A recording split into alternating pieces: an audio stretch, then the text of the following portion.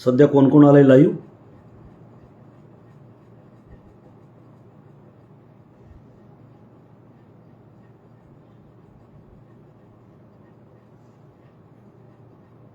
जे लोक मला लाईव्ह पाहतायत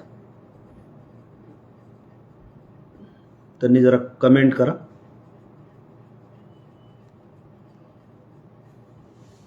वकील साहेब आवाज येतोय का?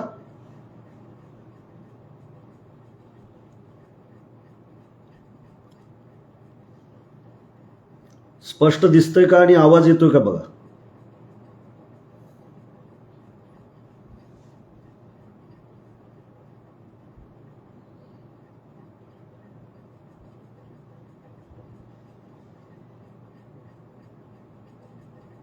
सोपान देऊ का ते? आवाज येतोय का? बंटी आवाज येतोय का?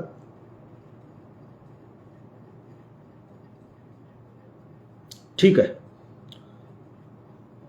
9 वाजलेले आहेत आणि ठरल्याप्रमाणे मी आपल्या समोर आजचा वर्तमान काळातला एक महत्त्वाचा विषय घेऊन उपस्थित झालो आहे. मला जे सध्या लाईव्ह पाहतायत, लाईव्ह ऐकतायत, त्या सगळ्या भगिनी आणि बंधूंचं मी या ठिकाणी मनःपूर्वक स्वागत करतो. आजचा विषय खूप महत्त्वाचा आहे, आपल्याला कल्पना आहे. देशामध्ये, महाराष्ट्रामध्ये सद्य परिस्थितीमध्ये काय काय घडामोडी होत आहेत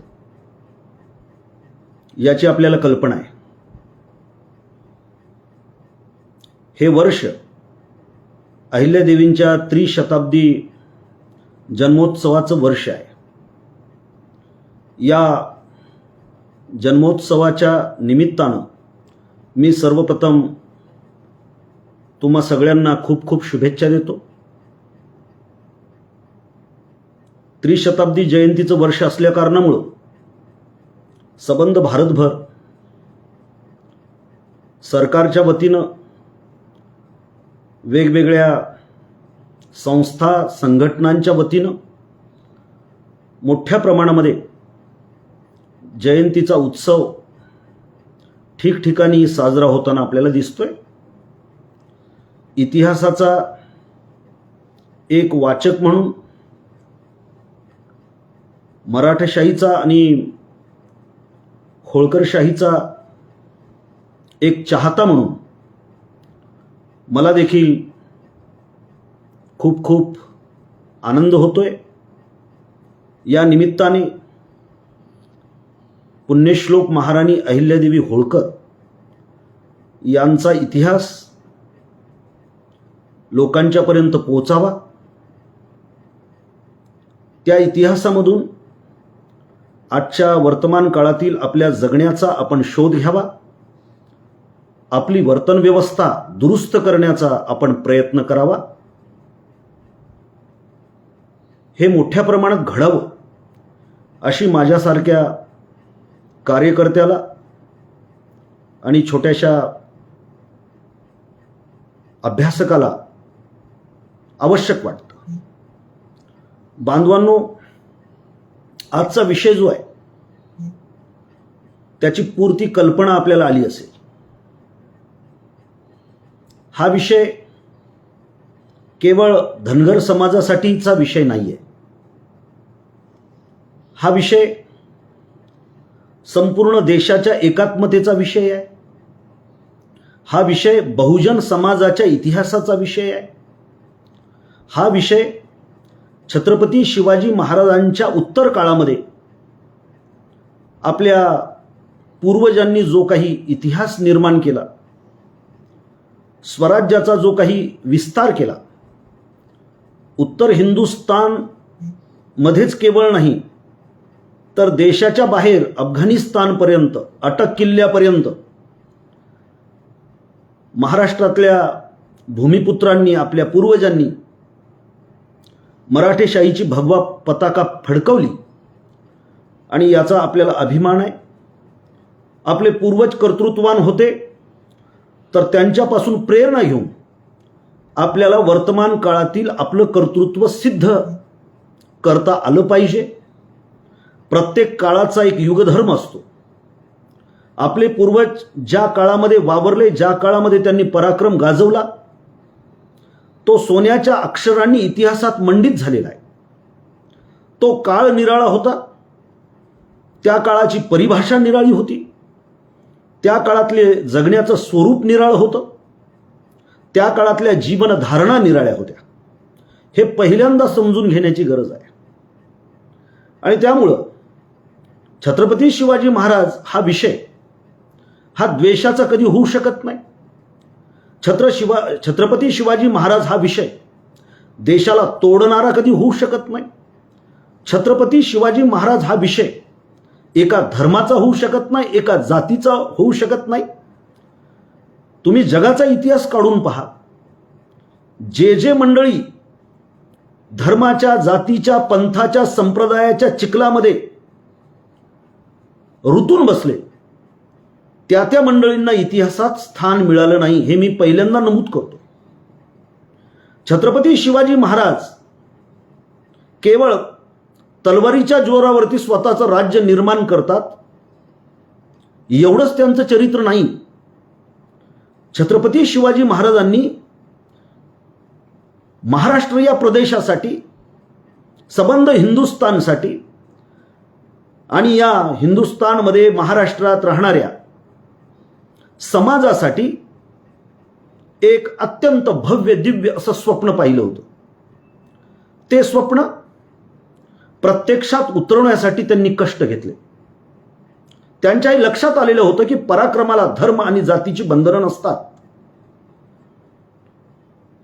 चांगली आणि वाईट माणसं प्रत्येक धर्मात आता असतात, प्रत्येक समाजात असतात. आणि त्यामुळे 18 पगड जातीतल्या लोकांना एकत्रित करून, गोर गरीब कुटुंबातले मावळे एकत्रित जोडून छत्रपती शिवाजी महाराजांनी त्यांच्या उरामध्ये स्वराज्याचं स्वप्न पेरलं. आणि म्हणून जगाच्या इतिहासात कुठेही न घडलेलं ते भारतात घडलं, महाराष्ट्रात घडलं.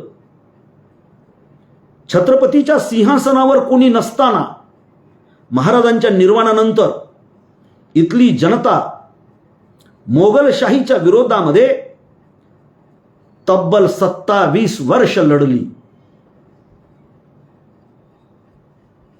मराठी माणसाला या इतिहासाची ओळख नव्यानं करून देण्याची गरज आलेली आहे. कारण आज महाराष्ट्रामध्ये धर्माधर्मामध्ये, जाती जातीमध्ये भांडणं लावण्याचं एक षडयंत्र मोठ्या प्रमाणावरती चालू आहे. आणि प्रत्यक्षामध्ये आपण बघतोय की धर्माची, जातीची, पंथाची, संप्रदायाची भावना ज्या वेळेला उचंबळून वर येते, त्यावेळेला गोरगरिबांच्या दैनंदिन जीवनातले प्रश्न आपोआपच दुर्लक्षित होतात, ते बाजूला फेकले जातात. इथल्या सत्तेला हेच वाटतं की इथल्या बेरोजगार तरुणांनी आपल्या आयुष्याला समर्थ करण्याचा विचार करू नये. इथल्या शेतकऱ्यानं टाहो फोडला तरी त्याचा आवाज जनमानसामध्ये घुमून त्यातून विद्रोह निर्माण होऊ नये. भ्रष्टाचार कितीही बोकाळला तरी त्या विरोधात कुणी काढू नये, यासाठी मोठ्या मोठ्या आवाजामध्ये लोकांना बोलायला लावायचं. आणि मोठ्या आवाजात त्याच वेळेला माणूस बोलत असतो ज्या वेळेला तो अधिक भावनिक होतो. धर्म, जात, पंथ, संप्रदाय, भाषा ही माणसाला भावनिक करते, मोठ्यानं बोलायला लावते, हिंसा प्रवृत्त करते. छत्रपती शिवाजी महाराजांच्या कालखंडामधला इतिहास हा कुठल्याही धर्म आणि जातीच्या विरोधातला नव्हता. स्वराज्याचा विरोध केवळ मोगल करत होते, केवळ निजाम करत होते, केवळ बिरुदशाही करत होती, आदिलशाही करत होती. एवढ्या पुरताच हा विरोध नव्हता, तर इथली सरंजामशाही सुद्धा, इथले सावकार देखील या स्वराज्याला विरोध करत होते. हे आपण लक्षात घेण्याची गरज आहे. म्हणून वतनदारी नष्ट करण्याचा ऐतिहासिक निर्णय छत्रपती शिवाजी महाराजांनी घेतलेला होता. आज शिवाजी महाराज हिंदू मुस्लिम दंगलीचा विषय होतो. महाराजांच्या नावानं माणसं हातामध्ये शस्त्र घेऊन आज वर्तमान काळामध्ये कुणाला तरी शत्रू मानून कत्तली करायला लागतात. ही महाराष्ट्राची परंपरा नाही. शिवाजी महाराज आपण व्यवस्थितपणानं समजून घेतलेला नाही असा त्याचा अर्थ होतो. अरे स्वराज्याला सगळ्यात मोठं भगदाड पाडणारा कोणी मुसलमान नव्हता, तो हिंदू होता. त्याचं नाव मिर्झा राजे जयसिंग. तो चाल करून आला. स्वराज्याची त्यांनी प्रचंड विटंबना केली, गावं जाळली, पिकं उद्ध्वस्त केली. आणि अशा वेळेला महाराजांना नाईलाजानं पुरंदरचा तह करावा लागला. हा इतिहास आहे. स्वराज्यातली महत्वाची 23 किल्ले मोगलांना द्यावी लागली. आपण एकजुटीनं स्वराज्य निर्माण केलं, कुठलाही भेदभाव न मानता. आणि महाराजांनी सुद्धा मोठ्या मनानं हे राज्य भोसल्यांचं राज्य नाही, हे रयतेचं राज्य आहे हे सांगितलं. ही आपल्या महाराष्ट्राची परंपरा आहे. या स्वराज्याचं, या मराठीशाहीचं संरक्षण करण्याकरिता मराठशाहीचे थोरले सुभेदार मल्हारराव होळकर छातीचा कोट करून माळवा प्रांतामध्ये गेले. त्याचं कारण उत्तर हिंदुस्थानमधून जेवढी आक्रमण महाराष्ट्रात येतात ती माळव्यातून येतात. त्यांनी सोबत धारच्या उदाजी पवारांना घेतलं, त्यांनी राणोजी शिंदेंना घेतलं, ज्यानंतर त्यांना ग्वाल्हेरची सत्ता मिळाली. असे वेगवेगळे घराणे सोबत घेऊन उत्तर हिंदुस्थानमध्ये मराठ्यांनी दबदबा निर्माण केला आणि छत्रपती शिवाजी महाराजांचं स्वप्न प्रत्यक्षात उतरवण्याचं काम त्यांनी केलं. दिल्लीच्या सिंहासनावर कोण बसेल हे मराठे ठरवत होते. आणि म्हणून राजा बडेच्या त्या गीतामध्ये आपण ऐकलंय, अतिशय गाजलेलं असं त्यांचं ते महाराष्ट्र गीत आहे. काळ्या छातीवरी कोरली अभिमानाची लेणी, पोलादी मनगटे खेळती खेळ जीव घेणी. दारिद्र्याच्या मुशीत शिजला, निढळाच्या घामाने भिजला, देश गौरवासाठी झिजला, दिल्लीचेही तख्त राखितो महाराष्ट्र माझा. हे दिल्लीचं तख्त कोण राखत होतं? तर होळकर राखत होते, शिंदे राखत होते, भोसले राखत होते, पवार राखत होते. ही प्रेरणा छत्रपती शिवाजी महाराजांच्या स्वराज्यातून या मंडळींना मिळाली. उत्तर हिंदुस्थानमध्ये गेल्यानंतर मल्हारराव होळकरांच्या कालखंडामध्ये देखील तुम्ही पाहताय की सगळ्या जाती जमातींना एकत्रित करून, अरे त्यांचं बालपण तर सगळं आदिवाशांच्या मध्ये गेलं. कारण ते मामाकडे भोजराज बारगळांकडे त्यांचं बालपण गेलं वडिलांच्या निधनानंतर. पराक्रमानं राजा होता येतं, त्याला धर्मजातीची बंधनं नसतात. हे मल्हारराव होळकरांनी इतिहासामध्ये सिद्ध केलं. त्यांचा अतिशय जिवलग मित्र हा शरीफ खान पुढच्या काळामध्ये आपल्या सैन्याचा प्रमुख होता अहिल्यादेवींच्या काळामध्ये. आणि भोजनपंक्तीला अहिल्यादेवींच्या सोबत जेवण्याचा अधिकार त्याला प्राप्त झालेला होता. आज आपण बघतोय एका बाजूला समाजामध्ये आनंद आहे की 300वी जयंती भाजपच्या काळामध्ये फार मोठ्या प्रमाणात होते, आनंद आहे आम्हाला. परंतु ज्या पद्धतीने छत्रपती शिवाजी महाराजांचा उपयोग करून एका विशिष्ट धर्माला बांधलेला इतिहास जाणीवपूर्वक सांगितला गेला, जो इतिहास मानवतेचा होता, जो इतिहास एकत्वाचा होता, जो इतिहास बहुजन समाजाला जोडणारा इतिहास होता, जो इतिहास स्त्रियांच्या कर्तृत्वाला मंडित करणारा होता, त्या इतिहासाला वेगळं वळण देण्याचं काम ज्या संस्थांनी केलं ती संस्था RSS सारखी संस्था आहे. भाजप सारखे लोक छत्रपती शिवाजी महाराजांचा एका बाजूला पुळका दाखवतात, पण दुसऱ्या बाजूला कोरटकरांचं काय झालं, सोलापूरकरांचं काय झालं. परवा तो कुलकर्णी त्या जिथे शिवस्मारक आहे त्या ठिकाणी तो लघुशंका करतो. हा दुटप्पीपणा यांनी वारंवार सिद्ध केलेला आहे. आणि म्हणून अहिल्याप्रेमी नागरिकांचं हे कर्तव्य आहे की अहिल्यादेवीवर आपण उपकार करत नाही आहोत. त्या मातेनं सबंध भारतभर आणि भारताच्या बाहेर देखील गोरगरिबांची सेवा केलेली आहे. नेपाळच्या पशुपतीनाथाच्या मंदिराचा जीर्णोद्धार अहिल्यादेवीने केला. अहिल्यादेवीने बांधलेलं एक महादेवाचं मंदिर आजही पाकिस्तानमध्ये कराची जवळ आहे. ते खाली तामिळनाडू पर्यंत, पूर्व पश्चिम उत्तर दक्षिण सगळ्या तीर्थक्षेत्राला अहिल्यादेवींचा परिस्पर्श झालेला आहे. मंदिराचा जीर्णोद्धार त्यांनी केला. त्या पद्धतीनं मस्जिदी पाडलेल्या नाहीत. ही परंपरा आपण समजून घ्या. आज आपण ज्यांचं कौतुक करायला लागलेलं त्यांचा इतिहास मस्जिद पाडण्याचा इतिहास आहे. त्यांचा इतिहास सहिष्णुतेचा इतिहास नाही. त्यांनी वारंवार भारताच्या एकत्वाला भगदाडं पाडलेली आहेत. म्हणून बांधवांनो, अहिल्यादेवींनी धर्माचं रक्षण केलं असं आज मोठ्या आवाजामध्ये म्हटलं जातंय. नाटकं आणली जातात, महोत्सवामध्ये ही भूमिका मांडली जाते. जसं शिवाजी महाराज नसते तर सगळ्यांची सुन्नत झाली असती असं जाणीवपूर्वक जसं सांगितलं जातं, तसंच अहिल्यादेवी नसत्या तर या हिंदू धर्माचं काय झालं असतं. असं मुद्दा हा आहे की जी परंपरा हे सांगते त्या परंपरेनं अहिल्यादेवींना हयातीमध्ये त्रास दिलेला आहे. त्यांना सन्मान केलेला नाही. अहिल्यादेवी एका पत्रामध्ये म्हणतात, मेल्या ब्राह्मणाने हरामखोरी आरंभली आहे, परंतु मी बायको असे मानू नका. खांद्यावर बांसडा टाकून उभी राहील, म्हणजे भाला खांद्यावर बांसडा टाकून उभी राहील तेव्हा श्रीमंतीचे दौलतीस अवघड पडेल.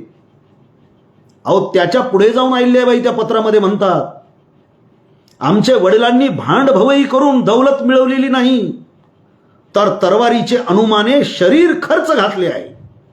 आम्ही सिलेदार वडिलांचे चाकरीप्रमाणे चाकरी घेतल्यास हजर आहोत. धुनी पाणी सरली असल्यास मोगलाईची चाकरी करू अथवा फिरंग्याची करू, अगर पाहिजे ते करू, पण ब्राह्मण म्हणतील दौलतीची अभिलाषा करू तर हे होणार नाही. इतिहासाचा दाखला आहे की मेल्या ब्राह्मणाने हरामखोरी केली. याचा अर्थ काय आहे? त्याचा अर्थ आपण काय लावतो? आम्हाकडील लोकांशी कामे चांगले होतात पण त्याची दखल कोणी घेत नाही, एका दुसऱ्या पत्रामध्ये ते म्हणतात. त्यांचा जो प्रधान होता गंगोबा चंद्रचूड यांनी काय त्रास दिला ते इतिहासाची पानं काढून वाचा. राघवदादा पेशवे चाल करून जातो आणि अहिल्यादेवी ज्या पद्धतीने त्याचा प्रतिकार करतात ते सुद्धा इतिहासामध्ये नमूद झालेलं आहे. माझा साधा सरळ प्रश्न आहे, आज अहिल्यादेवींचं गुणगान गाणारी जी परंपरा आपल्याला सगळीकडे पाहायला मिळते, त्या परंपरेला माझा एक प्रश्न आहे, कार्यकर्ता म्हणून, एक अभ्यासक म्हणून. ज्या वेळेला 1748 मध्ये अहिल्यादेवींच्या पतीचं म्हणजे खंडेरावाचं निधन झालं, त्यावेळेला सती जायला अहिल्यादेवी निघालेल्या होत्या. मल्हारराव होळकरांनी थांबवलं. त्याचा उल्लेख होळकरांची कैफियत या पुस्तकात आहे, ते आपण वाचा.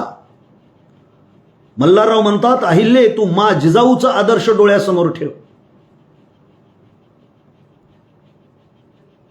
माझा खंड्या गेलाय, तूच माझा खंडेराव आहेस. त्यांना सती जाऊ दिलं जात नाही.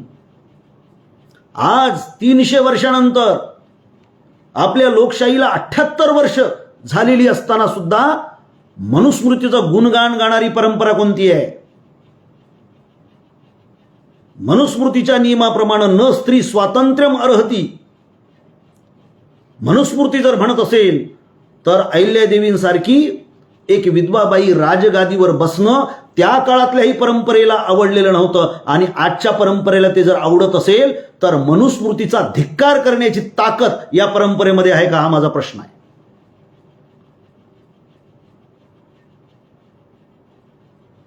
म्हणजे इतिहास आपल्या सोयीनुसार मांडायचा.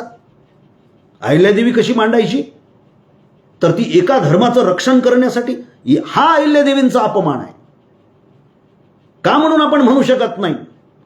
एका बाजूला तुम्ही म्हणता की आम्ही संविधानाला मानतो, तर संविधानामध्ये धर्मसहिष्णुतेला अर्थ आहे. आपल्या जगण्याचा तो अविभाज्य भाग आहे असं संविधान सांगतं. का सांगतं? त्याचं कारण असं आहे की जगातली सगळी फिलॉसॉफी बघा. अरे 18व्या शतकामध्ये युरोपामध्ये रेनेसान्सची चळवळ झाली आणि त्यामध्ये सुद्धा सांगितलं की धर्माचा अतिरेकी जो बाजार मांडला जातोय, चर्चचा जो प्रभाव आहे तो आपल्याला बाजूला सारायचा आहे. कुठलाही अतिरेकी विचार मानवी समाजाला घातक असतो, या सिद्धांतावर जगामध्ये लोकशाहीचा प्रारंभ झालेला आहे. आपण लोकशाहीच मोडायला निघालेलो आहोत. आपल्याला माणसं लढवण्यामध्ये फार इंटरेस्ट निर्माण झालेला आहे. 56 इंचाची छाती. अरे कुठल्याही पंतप्रधानाने छातीचं मोजमाप केलेलं नव्हतं, यांनी केलं. आपल्याला कोणत्या दिशेला जायचं हे फार आता फरफट चालू आहे सध्या समाजाची, सगळ्या बहुजन समाजाची. केवळ धनगर म्हणत नाही, सगळ्या बहुजन समाजाची. कारण मुठभर भांडवलदार भ्रष्ट नेते सोबत घेऊन, लाचार मंडळी सोबत घेऊन या बहुजन समाजाची फरफट चालवलेली आहे. कुणी म्हणतं की मी एवढे उमेदवार उभे केले होते, त्याच्यापैकी महायुतीला मी पाठिंबा दिला. अरे कोण पाठिंबा देणार आहे? तुम्ही कोणता पक्ष चालवताय? काय करताय तुम्ही? कोणी म्हणतं की मी एवढा खुश झालो की पंतप्रधानांच्या घरी जाऊन आता धुनी भांडी करतो. आपल्याला मल्हारराव होळकरांचा इतिहास वाचायचा नाही? ज्या पद्धतीनं मल्हाररावांनी अत्यंत ताकदीनं छाती काढून इभ्रत ठेवून आपल्या सन्मानाला जेव्हा जेव्हा धक्का लावला, मल्हारराव गरजलेले आहेत. आज मी तुम्हाला हे दाव्यानं सांगतो, आता जे नाटक चालू आहे सरकारच्या वतीनं अहिल्यादेवीवर, त्याच्यामध्ये खंडेराव होळकरांचा अपमान केलाय, मालोजी होळकरांचा अपमान केलेला आहे. ते बघत असताना आपल्या अंतःकरणाला काहीच वाटत नाही. आता काही लोक सांगतात नाही हो काँग्रेसनं काय केलं, आमके. अरे कोण काय केलं मला त्याच्याशी घेणं देणं नाही. या सगळ्या वातावरणाचा कोणता परिणाम समाजावरती होणार आहे? इतिहासाला सोबत घेऊन, इतिहासातल्या तथ्यांना सोबत घेऊन जर अहिल्यादेवी उभी केली तर त्याचं आम्ही स्वागतच केलं असतं. परंतु तुमच्या दृष्टिकोनातून ज्या पद्धतीनं राजकारण तुम्हाला करायचंय, तशी फरफट या इतिहासाची तुम्ही चालू केलेली आहे, त्याला आमचा विरोध आहे. आणि म्हणून एक बाई सिंहासनावर बसते याला कालही तुमचा विरोध होता आणि आजही विरोध आहे. विरोध नसेल तर मी म्हणतोय तसं मनुस्मृती ही टाकाऊ वस्तू आहे हे तुम्ही बोलायला सुरुवात करा, तरच खऱ्या अर्थानं अहिल्यादेवींची प्रतिष्ठा वाढणार आहे. अहो अहिल्यादेवींचा इतिहास हा धार्मिक इतिहास नाहीच आहे मुळात. अहिल्यादेवींनी धर्माची जी कामं आपल्याला दिसत आहेत त्याच्या पाठीमागं व्यापार वाढवण्याचा मुख्य उद्देश होता. ज्या ज्या भागामध्ये अवर्षण असेल, दुष्काळ असेल, त्या त्या भागामध्ये अहिल्यादेवींनी ही बांधकामं सुरू केलेली होती. ती रोजगार हमीची योजना होती. अहिल्यादेवींना हे माहीत होतं. महादेवाची पिंड आपण हातात घेतलेली आहे. अत्यंत विरक्त पद्धतीने त्यांनी राजवट चालवलेली होती. घरातल्या जवळच्या 14 रक्ताच्या माणसांचा मृत्यू त्यांनी पाहिलेला होता. म्हणून पांढऱ्या घोंगड्यावर बसून मध्यकाळातली सगळ्यात श्रीमंत सत्ता बाळगणारी महाराणी पांढऱ्या घोंगड्यावर बसून 28 वर्ष राज्य करते. याचा अर्थ आपण समजून घेणार आहोत की नाही? इथं तर 70 लाखाचे सूट घालून फिरायला लागलेली आहेत माणसं. पैशाची वारेमाप उधळपट्टी चालू आहे. सगळ्या महत्वाच्या योजना जवळपास थांबल्यासारखी अवस्था आहे. अशा वेळेला अहिल्यादेवींच्या इतिहासातून आपण कोणती प्रेरणा घेणार आहोत हा फार महत्वाचा प्रश्न आहे. अहिल्यादेवींची जय म्हणणं म्हणजे आपली जिम्मेदारी संपत नाही.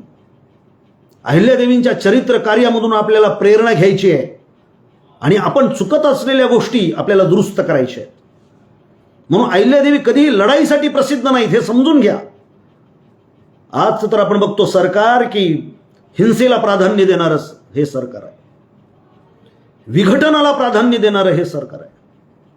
आणि अशा वेळेला अहिल्यादेवींचा इतिहास समजून घेत असताना त्यांनी जोपासलेली मूल्यव्यवस्था आजच्या वर्तमान काळातील समाजामध्ये प्रस्थापित करण्याची जिम्मेदारी सरकार म्हणून त्यांची आहे आणि अहिल्यादेवीचे वारसदार म्हणून आपली देखील आहे. आणि म्हणून आम्ही अहिल्यादेवींच्या इतिहासाला तुमच्या मर्जीप्रमाणे चालू देणार नाहीत. अहिल्यादेवी लढाईसाठी प्रसिद्ध नाही आहेत. अहिल्यादेवींनी आपल्या 28 वर्षाच्या राजवटीमध्ये 5 लढाया केलेल्या आहेत. त्यांनाही माहीत होतं. आणि जगामधल्या सगळ्याच शांतताप्रिय अशा सगळ्या विचारवंतांनी, प्रज्ञावंतांनी हे मान्य केलेलं आहे की शांततेच्या काळातच मानवी विकास झालेला आहे. ज्या प्रदेशामध्ये हिंसा वारेमाप असते, आपल्या बाजूला तुम्ही बांगलादेश बघा, त्याच्या बाजूला इराक बघा, आखाती देश बघा, पाकिस्तान बघा, खाली श्रीलंका बघा, या देशामधली शांतता नष्ट झाली. आज ते देश मागे पडलेले आहेत. हे अहिल्यादेवींच्या लक्षात आलेलं आहे. अरे हा देश, आपण म्हणतो हा देश तथागत बुद्धांचा आहे, हा देश महावीरांचा आहे, हा देश बसवेश्वरांचा आहे, हा देश स्वामी विवेकानंदांचा आहे, हा देश वारकरी संप्रदायाचा आहे, हा महानुभाव संप्रदायाचा देश आहे. सगळ्यांना सोबत घेऊन आपण चाललोय. अरे अकबरासारख्या मोगली राजाला सुद्धा इथल्या संस्कृतीनं भुरळ घातली होती आणि तो देखील हिंदू मुस्लिम यांच्या एकत्रितकरणावर भर देत होता, गंगा जमुना तहजीब करत होता. आपण हे काही बघायला तयार नाही आहोत. आपली मनं द्वेषानं भारलेली आहेत आणि ती द्वेषानं भारण्याचं माध्यम जर होळकरशाही होत असेल तर हे योग्य आहे असं तुम्हाला वाटतं का? हा माझा तुम्हाला प्रश्न आहे. भगिनी आणि बांधवांनो, केवळ अहिल्यादेवी पुरतच नव्हे, अहिल्यादेवींच्या निर्माणानंतर होळकरशाही जप्त करण्याचा प्रयत्न कुणी केला?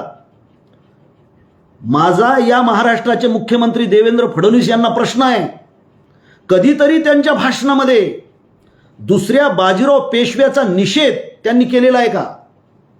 ज्या दुसऱ्या बाजीराव पेशव्यानं शिंद्यांना हाताशी धरून होळकरांचा सगळा कुटुंब कबिला कापून काढण्याचा प्रयत्न केला होता. दुसरे मल्हारराव होळकर जे यशवंतरावांचे भाऊ होते त्यांची हत्या केली होती.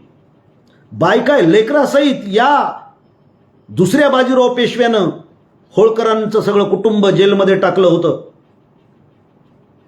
यशवंतरावाचे दुसरे अतिशय पराक्रमी असे भाऊ विठोजी होळकर यांचा शनिवार वाड्यापुढे हत्तीच्या पायाला देऊन खून केला होता आणि त्यावेळेला तो दिल्ली दरवाजावर बसून हसत होता. विठोजी होळकरांची बायको पदर पसरून आपल्या नवऱ्याचं प्रेत ताब्यात देव असं म्हणत होतं. 2 दिवस ते प्रेत तसंच पडू दिलं. हे आपण विसरणार आहोत का? छत्रपती शिवाजी महाराजांच्या राज्याभिषेकाला विरोध करणारे ह्याच परंपरेतले लोक आहेत. आपण मात्र आज कशाचाच विचार करायला तयार नाही आहोत. अस्मितेमध्ये गुरफटून गेलो. आम्हाला अहिल्यादेवीची प्रतिमा दिसली, अहिल्यादेवीचा पुतळा दिसला की आम्ही धन्य धन्य होतो. मग त्यांचं चरित्र वाचण्याची आम्हाला गरज वाटत नाही, तो इतिहास समजून घेण्याची गरज नाही, आमच्या परंपरा काय आहेत हे समजून घेण्याची गरज वाटत नाही. यशवंतराव होळकरांना 35 वर्षाचं आयुष्य मिळालं. एवढ्या कमी वयामध्ये इतका जगातला एक महत्वाचा असा वीर योद्धा मृत्युमुखी पडतो. काय त्रास झाला असेल त्यांच्या जीवाला. सगळं आयुष्य घोड्यावर बसण्यात गेलं. या घोड्यावर माझं सिंहासन आहे असं ते म्हणतात. इंग्रजांच्या विरोधामध्ये लढाई करत असताना ते म्हणतात की मी शीख होतो. शिखांना आव्हान करतात, पंजाबमधल्या मुस्लिमांना आव्हान करतात, अरे मुसलमान होतो, धर्मापेक्षा हा देश महत्वाचा आहे. ही परंपरा आपल्याला मान्य नाही. आपल्या मनामध्ये कुणीतरी द्वेष ठासून भरायला लागलेला आहे आणि तेही आपल्याच पूर्वजांच्या निमित्तानं. याचा बांधवांनो जरूर विचार करा. माझ्या मनामध्ये कुठल्याही पार्टीबद्दल, कुठल्याही संघटनेबद्दल द्वेष नाही आणि प्रेमही नाही. परंतु एखाद्या वर्तमानकाळील कृतीचा समाज मनावरती काय परिणाम होतो आणि तो परिणाम किती दीर्घकाळपर्यंत आपल्या देशाला काय काय सोसायला लावतो याचा विचार आपण केला पाहिजे, कारण आपण अहिल्यादेवींचे वारसदार आहोत. आपल्याला एक प्रसंग मी अनेक भाषणामध्ये सांगितला, ते युट्यूबवर पण आहे. काशीच्या विश्वेश्वराच्या मंदिराबद्दल ते कॉरिडॉर केला, आम्ही आभारीच आहोत पंतप्रधानांचे. कारण काशी ते दिल्ली कलकत्ता हा पहिला व्यापार मार्ग अहिल्यादेवींनी निर्माण केलेला होता. तोच कॉरिडॉर आहे, तोच महामार्ग आहे. आज त्याचा फक्त विस्तार झाला, व्यापक झाला. काशीला ज्या वेळेला सुभेदार मल्हारराव होळकर गेले होते त्यावेळेला तिथे लोकांनी सांगितलं की इथे विश्वेश्वरांचं मंदिर होतं, ते मंदिर औरंगजेबाने पाडलं. मंदिर पाडणाऱ्या औरंगजेबाच्या बाजूने कुणी नाही हे जरा समजून घ्या. तुम्हाला हे औरंगजेबाचे, शाहिस्तेखानाचे काही लोकांची अशी नावं घेतली की आपण त्या धर्मालाकडे बघतो. इथे औरंगजेबाचं समर्थन करणारा मुसलमान राहत नाही, जरा समजून घेण्याची गरज आहे. उलट आपल्यामधलेच लोक हा द्वेष वाढवण्यासाठी वेगवेगळ्या कृत्या करतात, पेहराव करतात, त्यांच्यासारखं दिसण्याचा प्रयत्न करतात, दंगली घडवतात. यांनी घडवलेल्या आहेत दंगली. करकरेच्या हत्येनंतर ज्या बाईनं शाप दिला ती संसदेमध्ये जाऊन बसली, हा इतिहास आहे यांचा. ज्या वेळेला काशीच्या मंडळींनी मल्हाररावांना सांगितलं की इथे विश्वेश्वराचं मंदिर होतं आणि ते मंदिर औरंगजेबाने पाडलं, त्यावेळेला मल्हारराव म्हणाले की मी पुन्हा विश्वेश्वराचं मंदिर निर्माण करेन. परंतु पुढे त्यांना मोहिमेत जावं लागलं आणि दुर्दैवाने पुढे त्यांचा मृत्यू झाला. ज्या वेळेला अहिल्यादेवींना हे कळालं, काशीला गेले असतात की असं सुभेदारांनी संकल्प केला होता. काय केलं अहिल्यादेवींनी? त्यावेळेला काशी अवधच्या नवाबाकडे होती.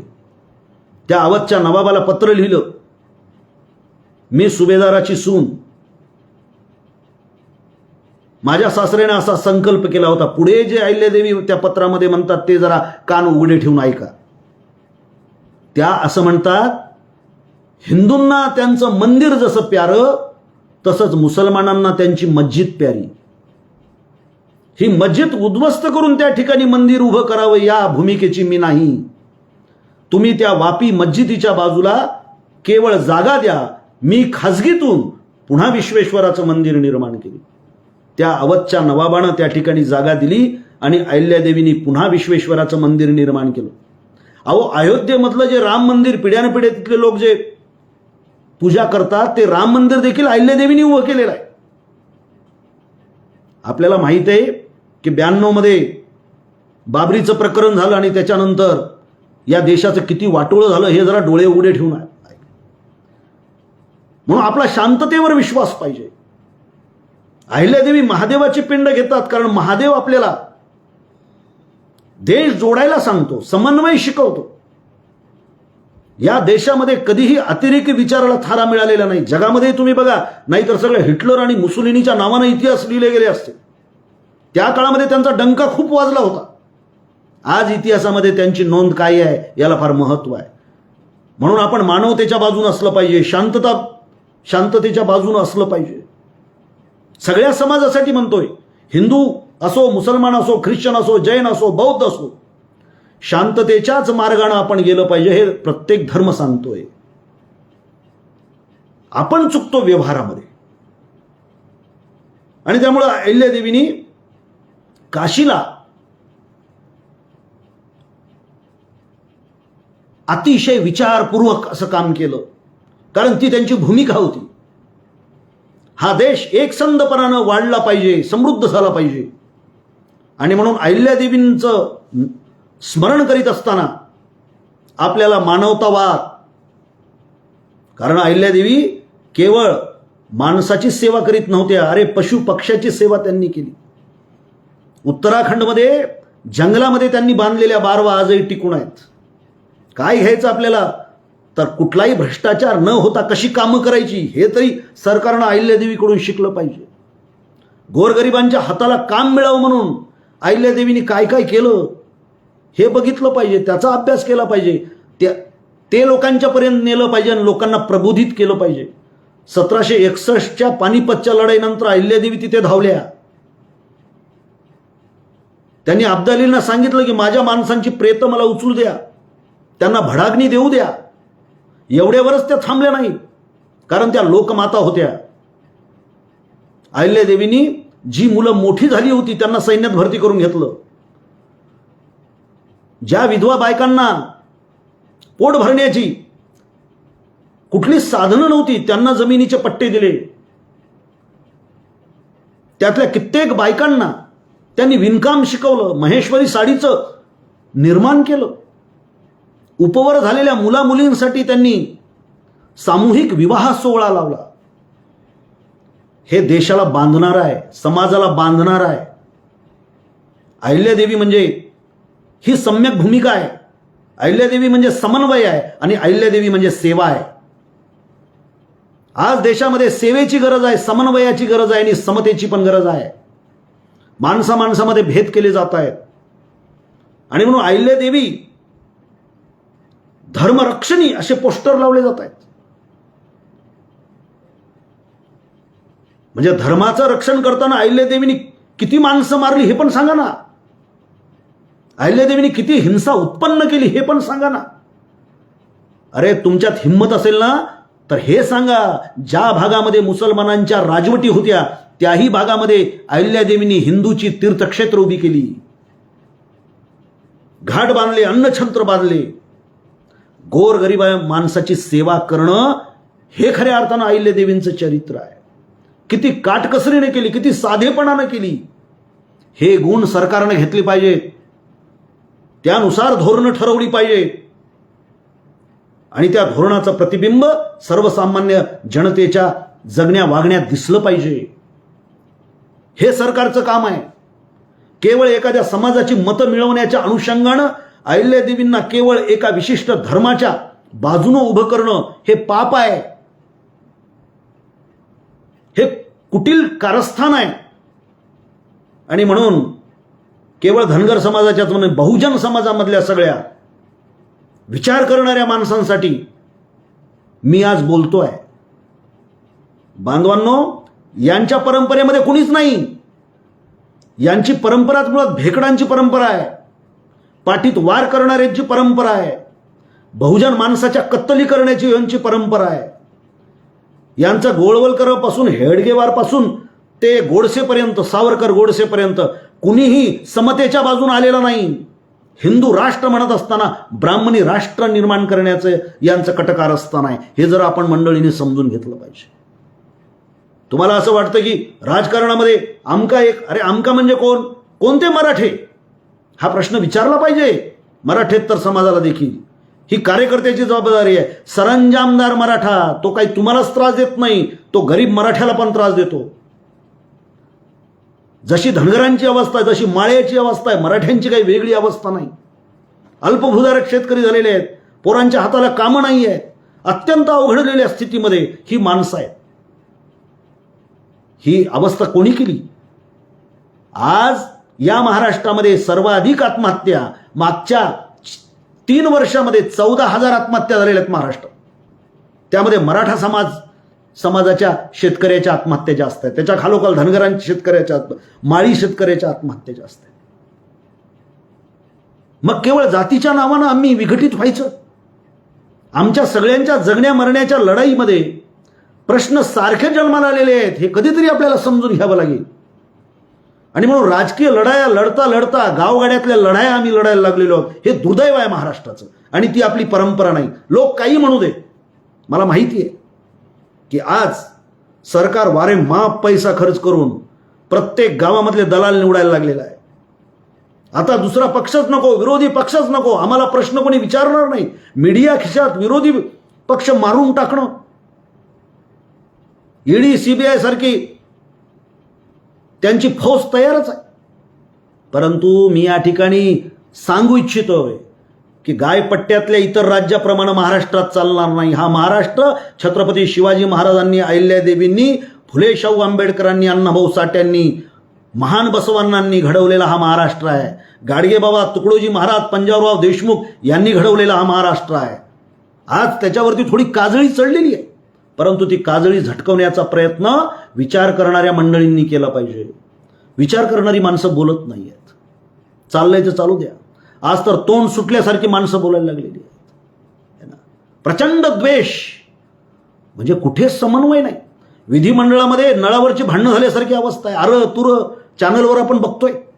ही तुमची परंपरा आहे. शिवाजी महाराजांच्या मावळ्याची परंपरा आहे. अहिल्यादेवींच्या वारसदारांची परंपरा आहे. बाबासाहेब आंबेडकरांनी आपली प्रज्ञा घडवलेली आहे. आपलं शील घडवलंय, चारित्र्य घडवलंय. वारकरी संप्रदायाने आपल्याला काय शिकवलंय?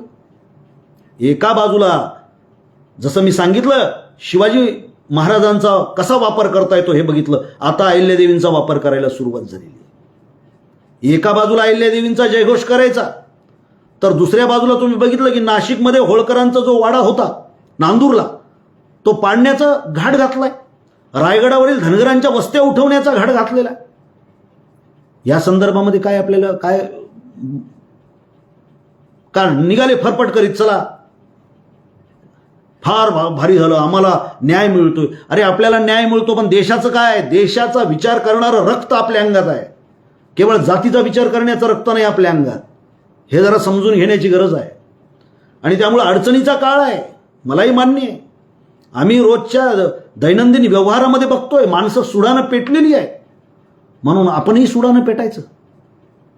ज्या अहिल्यादेवींनी शांततामय मार्गानं जाऊन समाजाचं कल्याण होईल अशी मध्यवर्ती भूमिका घेऊन 28 वर्ष राज्य केलं, त्या अहिल्यादेवींचे वारसदार द्वेष बाळगून, आणि तेही कोणीतरी द्वेष बाळगायला लावतो. तिथं स्पर्धा चालू आहे.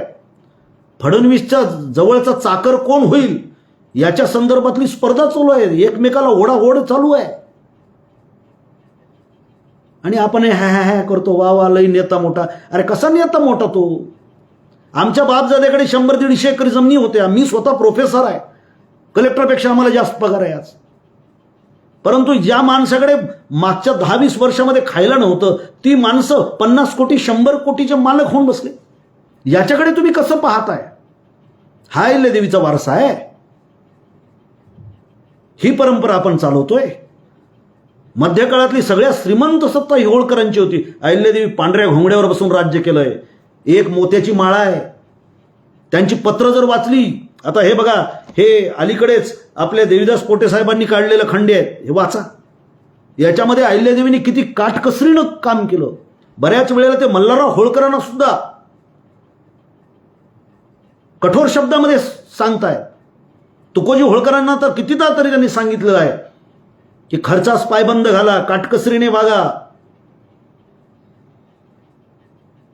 कारण आपण हौस मजा करायला लागलो, आपण पैसे उधळायला लागलो, तर त्याचा परिणाम जनतेवर होणार आहे, त्यांच्या विकासावरती होणार आहे.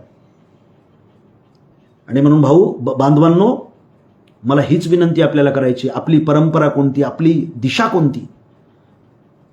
हे राजकीय भाषण मी करण्यासाठी इथं आलेलो नाही, परंतु अहिल्यादेवींचं राजकीयकरण करण्याची जी एक प्रक्रिया मोठ्या वेगानं भारतभर सुरू होताना दिसते, ती आपण समजून घेण्याची गरज आहे. अहिल्यादेवींनी आपल्या आयुष्यामध्ये ज्या दिशेनं काम केलं, जी वहिवाट आपल्यासाठी घालून दिली, ती बाजूला ठेवून आपणही द्वेषानं मत्सरानं जर गांजले जात असू, तर आपल्याला अहिल्यादेवीचा वारसा चालवण्याचा अजिबात अधिकार नाही, असं मला या ठिकाणी वाटतं. ज्या वेळेला होळकरशाही होती त्यावेळेला प्रचंड त्रास या मंडळी, प्रचंड बदनाम्या केल्या. कोणाची केली नाही? मल्हारराव होळकरांची बदनामी कोणी केली? पानिपतच्या निमित्तानं. यशवंतराव होळकरांना किती त्रास दिलाय, मालोजी होळकरांना किती त्रास दिलाय, तुळसाबाई होळकराचा खून कुणी केलाय, हे जरा समजून घेण्याची गरज आहे बाबा. आणि त्यामुळं आमचं रक्त हे देशावर प्रेम करणार आहे. देशाची नुसतं प्रेम नाही, भारत माता की जय म्हणून नाही, देशाची सेवा आणि देशाचे अखंडत्व कायम ठेवण्यासाठी. कारण धर्माच्या नावानं कुठलंही राष्ट्र उभं राहू शकत नाही. ही उदाहरणं पहा. पाकिस्तान झाला, पाकिस्तानच्या पोटामध्ये बांगलादेश झाला, श्रीलंकेमध्ये खाली झालं. आपल्या अवतीभोवती बघा. आणि यशवंतराव होळकर एकदा वाचा व्यवस्थितपणे. यशवंतराव होळकरांनी इंग्रजांना धोबीपछाड करण्यासाठी फ्रेंच मंडळींशी पत्रव्यवहार केलेला आहे, रशियन मंडळींशी पत्रव्यवहार केलेला आहे. तो आज उपलब्ध आहे. माझं राष्ट्र वाचवायचं आहे, माझा समाज मला व्यवस्थितपणाने करायचा आहे, हा संकल्प या मंडळींनी केला होता आणि त्यानुसार त्यांची धोरणं होती, त्यानुसार त्यांनी भूमिका घेतल्या होत्या. जाता जाता मला परत एकदा हे सांगायचं आहे, इतिहास कुठल्याही जातीच्या भावनेला चोंबाळत नसतो, कुठल्याही धर्माच्या भावनेला चोंबाळत नसतो. इतिहास हा तथ्यावर आधारित असतो आणि त्यामुळे ही ओढाताण तुम्ही थांबवा. आपण मंडळी जिथे कुठे असाल तर याला आपण विरोध केला पाहिजे, प्रश्न विचारले पाहिजे. प्रश्न विचारण्याची ताकद ज्या समाजामध्ये असते तो समाज प्रगती करणारा असतो, तो समाज खऱ्या अर्थानं समृद्ध असतो. नाहीतर विचार करण्याची शक्ती गमावून बसल्यानंतर जनावरं आणि माणसं याच्यामध्ये काही फरक राहत नसतो. आम्हाला छत्रपती शिवाजी महाराजांनी विचार कसा करावा हे शिकवलं, कसं जगावं हे शिकवलं. तीच परंपरा अहिल्यादेवींनी पुढे चालवली आणि आम्हाला जगण्याची परिभाषा समजावून दिली. ती परिभाषा तरी आपण समजावून घेऊ. ही परंपरा आपली आहे का खरंच, जे आज उदो उदो करतायत? आपली अवैदिकाची परंपरा आहे, आपली महादेवाची परंपरा आहे, आपली कृष्णाची परंपरा आहे, आपली बिरोबाची परंपरा आहे, आपली खंडोबाची परंपरा आहे, आपली विठोबाची परंपरा आहे. आपला प्राचीन इतिहास जर तुम्ही बघितला तर यांनी पूर्वीपासून अवैदिक देवही पळवलेली आहेत, आता महापुरुष हायजॅक करायला लागलेली आहेत. ही आपली वैचारिक जायदाद आहे, ती हायजॅक करू द्यायची नाही. तिच्यावरती आपला हक्क आपण ठेवला पाहिजे. सांगितलं पाहिजे ठणकावून की तुम्ही अहिल्यादेवींना एका धर्मासाठी आणि स्वतःच्या राजकीय सोयीसाठी जर वापरत असाल तर ते आम्हाला मान्य नाही. असतील प्रत्येक समाजामधले काही लोक वेगवेगळ्या पक्षात असतातच, त्यांचं काम असतं ते, परंतु समाजानं विचार केला पाहिजे, अभ्यासकांनी याच्यावर बोललं पाहिजे, वक्त्यांनी भाषणामध्ये हे सांगितलं पाहिजे. तरच आपली जी मूळची प्रेरणा आहे ती प्रेरणा आपल्या जगण्याला बळ देणार आहे. बांधवांनो, साधारणपणे 1 तासापासून या विषयाच्या अनुषंगानं मी आपणाशी बोलत होतो. यांचं प्रेम समजून घ्या. इतिहासामध्ये यांनी काय केलं तेही बघा. वर्तमान काळामध्ये आपल्या वर्तमानातले प्रश्न कोणते सोडले? आरक्षणाचा प्रश्न सोडवला. अरे तुम्ही या महाराष्ट्रामध्ये सिंहासनावर कधी बसले? बारामतीच्या आंदोलनामध्ये येऊन तुम्ही त्यावेळेला आम्हाला अभिवचन दिलं होतं. तसं अभिवचन कोणत्याच पक्षानं त्याच्या आधी दिलेलं नव्हतं. धनगर समाजानं विश्वास ठेवला, कपाळाला भंडारा लावून विरोधी पक्षनेता म्हणून त्यावेळेला फडणवीस बोलले होते. पहिल्या कॅबिनेटमध्ये करून टाकतो म्हटले होते. आता काय झालं? त्याच्यानंतर मग आम्हाला आमच्या तोंडाला पानं पुसली. 22 कलमी योजना आणतोय म्हणले, आदिवासीच्या बरोबरीने देतोय. कोणत्या योजना आल्या? मी संबंध महाराष्ट्रातल्या वेगवेगळ्या तालुक्यामध्ये जिल्ह्यामध्ये फिरत असतो. अनेकांना मी विचारलं कोणती योजना लागू झाली? घरकुलाची योजना झाली, शाळेची योजना तुम्हाला आली, स्कॉलरशिप वाढली, फेलोशिप मिळाली. कोणत्या योजना आल्या आपल्यासाठी? इलेक्शनच्या तोंडावर 100 तर यांनी महामंडळ उभी केली. कोणताही समाज गेला की महामंडळ. 1 रुपयाची तरतूद नाही त्याला.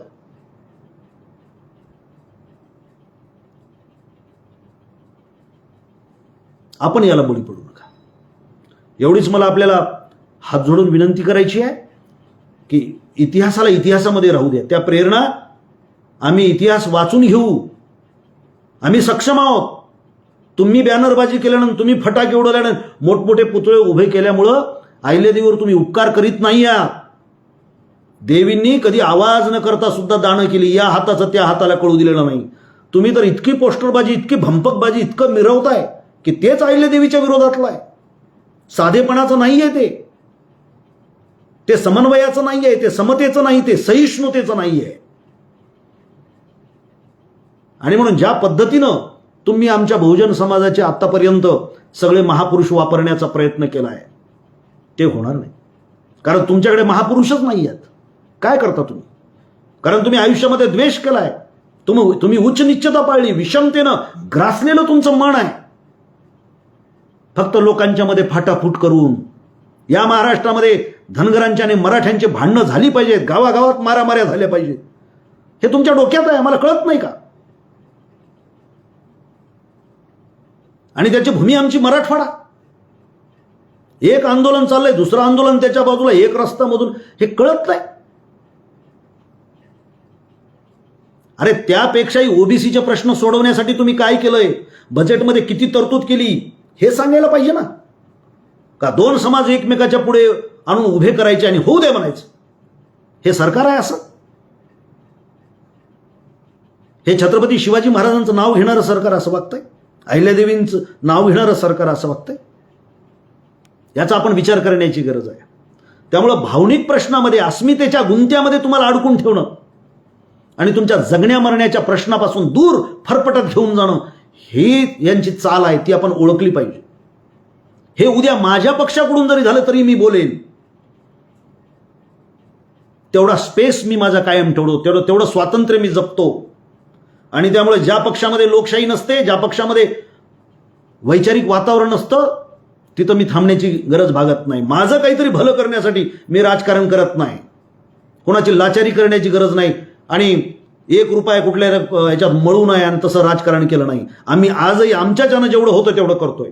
आम्हाला एवढंच वाटतं की वैचारिक दृष्टीनं आमचे लोक समृद्ध व्हावेत, विचार करण्याची आमच्या लोकांची शक्ती वाढावी आणि आपल्या परंपरा, आपल्या जगण्याची दिशा ही आपल्याला समजून घेता यावी. त्यासाठी हे सगळं चाललेलं आहे. याच्यामध्ये आता काही मंडळींनी काय ते तर त्यांचं तर ट्रोल करणं, त्याच्यात त्यांना विचारणं काय 40 पैसे काय मिळतात मला माहीत नाही, ते करतीलच. त्यांचंही मी स्वागत करतो, त्यांचाही मी द्वेष करत नाही. त्याचं कारण असं आहे, कारण त्यांच्या विषाचा प्रभाव झालेला आहे यांच्यावरती. म्हणजे देश मातीत गेला तरी हरकत नाही, परंतु धर्म महत्वाचा आहे. मग मरणारा शेतकरी हिंदू नाही काय? आरक्षण नसल्यामुळं आमची पोरं दिवसाला 35 मैल त्या मेंढराच्या मागे चालतात, ते हिंदू नाहीत काय? फासावर जाणारा हा मराठा जो आहे तो हिंदू नाही का?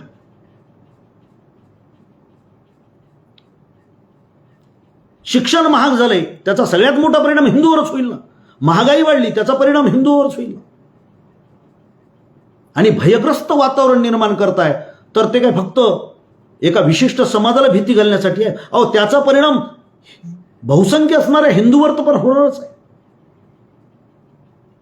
आणि म्हणून बांधवांनो, ही भारताची भूमी आणि त्यातही महाराष्ट्राची भूमी ही संतांनी घडवलेली आहे, बहुजन सगळ्या महापुरुषांनी घडवलेली आहे, विचारवंतांनी घडवलेली आहे.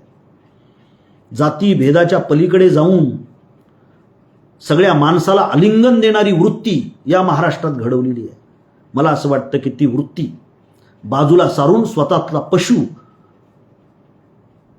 जगापुढे आणण्याचा प्रयत्न बहुजनाच्या पोरांनी करू नये. यांच्या षडयंत्राला बळी पडू नका. अरे इतक्या पराक्रमी माणसांचे हे कधी होऊ शकले नाहीत, तुमचे होणार आहेत काही? या भानगडी करून त्या निवडणूक आयोगाला हाताशी धरून सत्तेवर बसलेले आहेत. काय सत्तेचं स्वरूप तरी तुम्ही बघताय?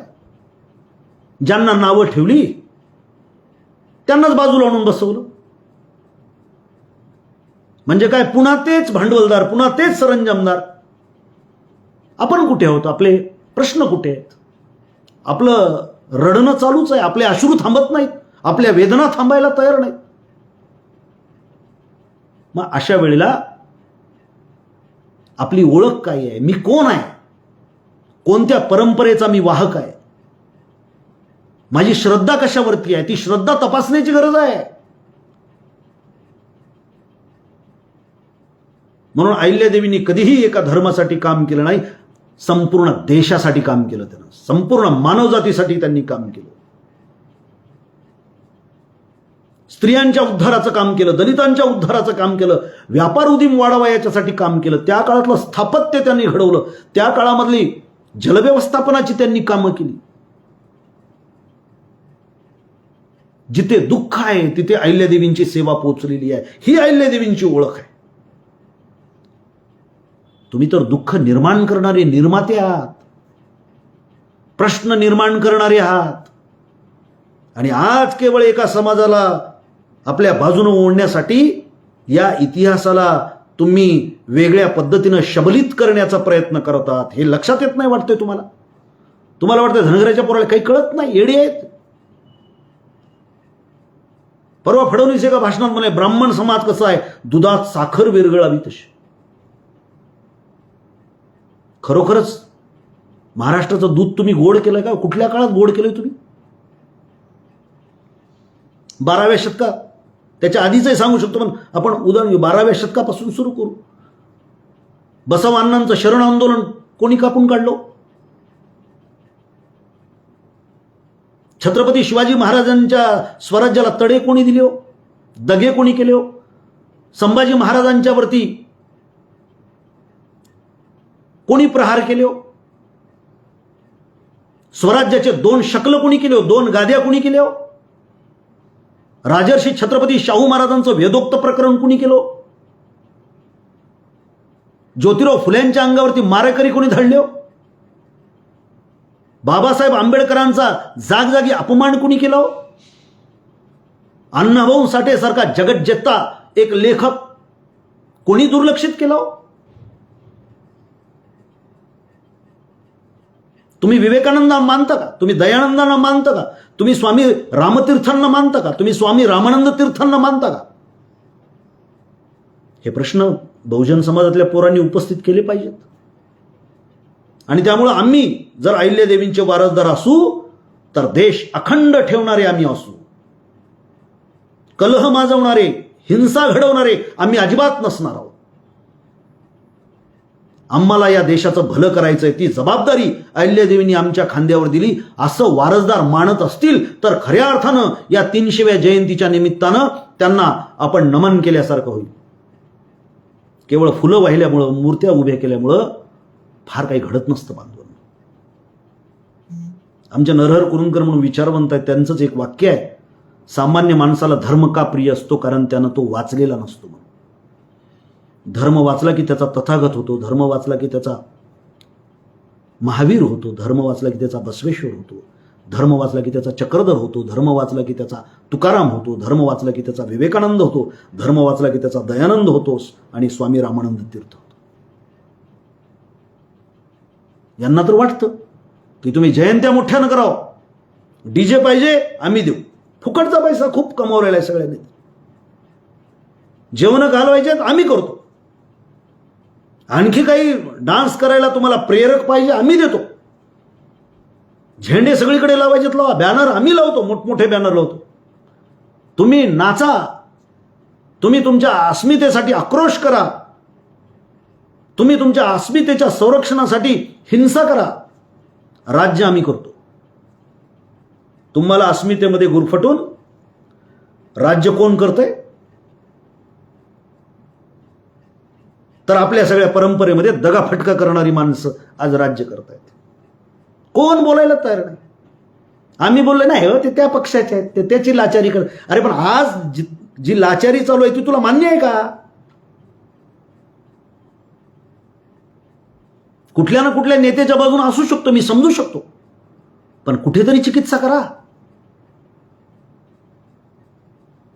नेत्यावर काय जेसीबी मधून फुलं उधळा, काही म्हणणं नाही आमचं, परंतु अहिल्यादेवींना तुमच्या राजकारणामध्ये आणून